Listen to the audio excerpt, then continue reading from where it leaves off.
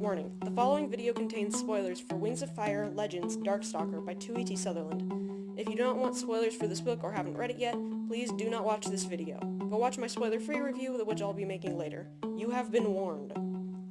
Hey guys, what's up? It's Janelle the Lore Master here, and today I'm here with a special video. Today I'm going to be reviewing Wings of Fire Legends Darkstalker by 2E.T. Sutherland.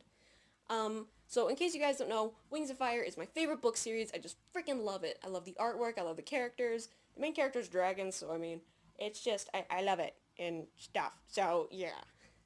This book's main purpose was to give us some insight as to the past and the true events of Darkstalker, who is a very huge character in Wings of Fire. He's the main villain as of right now in the main series. The author wants people to decide whether or not Darkstalker is perceived to be evil by history or if he actually is evil. But because we didn't know much about Darkstalker in the past, we couldn't really decide for ourselves that well, which is why 2E.T. Sutherland even made this book in the first place. Anyways, so what do I think of this book? It was pretty good. I mean, it's very different from the rest of the Wings of Fire series. It's definitely a lot darker and more mature. Some of the themes are, I guess, very thought-provoking, and not something you'd really expect in a young adult children's book, so yeah. Plus, the events in the book are actually pretty dark. Like, I mean, within the first third of the book, a dragon goes on a murder spree, so yeah. Honestly, the characters in this book, for what little we saw of them, I thought they were pretty solid. The one complaint I have is Darkstalker himself. See, the thing is, I don't really feel like he was given much of a 360 personality. Unless the author was going for someone who looked kind of insane or something. We didn't really get to see his good side, except the first thing he says when he first hatched, like, the first thing that comes through his mind is, "This is my world now. I'm the most powerful dragon in Pyrea," or whatever. And, you know, I just kind of felt like, I don't know, he was evil, but that's just me. Darkstalker did do a lot of things that were pretty smart, and I really liked how imaginative, I guess, and creative Darkstalker was with the Animus stuff in this book. Seriously, there's some pretty creative stuff in here, you know, and if you had the Animus magic, you probably would too. So yeah, Darkstalker is really powerful because not only can he see into the future and read minds, but he has Animus magic, which he inherited from his father, Prince Arctic. And basically, Animus magic is where you can use your claws or your whatever. You can use your magic to enchant stuff. And people thought for a while that Animus dragons, the more they use their magic, the more they lose their soul and go insane. So, yeah. The Sea Wings didn't really recognize this at the time, and that's why Albatross, Fathom's grandfather, went on a killing spree, like I said earlier. But at the same time, I did really like Clearsight. I thought she was a pretty good character. My favorite was Fathom, in my opinion. Fathom, I felt like he was at least more relatable, I guess. And he had some really good motives, and he really just cared about his friends.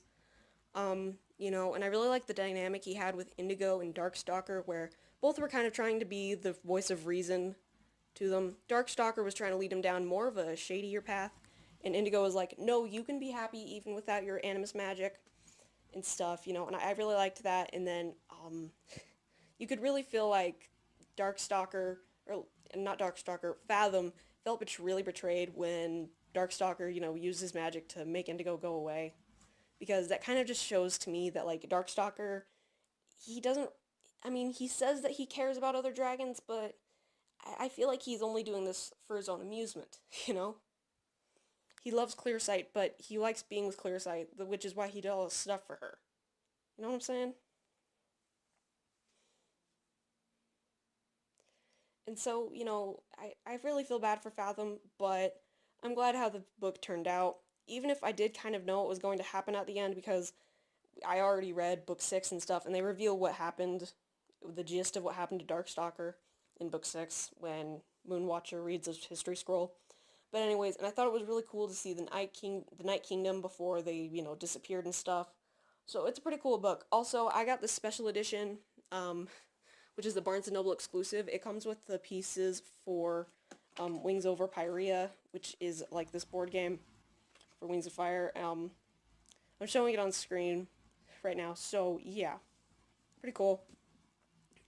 This book is definitely a lot darker.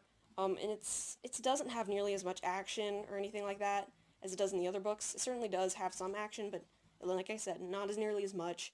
More complex dialogue. I feel like it's more of a, I guess, think heavy book, that kind of thing. But yeah, I recommend this book if you're a Wings of Fire fan, of course. If you're looking for at least like a good read, you don't even have to read the main Wings of Fire books to get this one. That's what the author said. Just she said to read it before you read book 9, because book 9 has spoilers for Darkstalker. So yeah, I would give this book about a 9.5 out of 10, just because I felt like Darkstalker himself was a little bit lacking, I guess. But overall, I thought it was a pretty good book. I loved it, and I highly recommend you check it out. Also, that that cover art is just awesome. I will be making a spoiler-free review, by the way, later, so check that out soon. Thanks for watching, guys. Bye.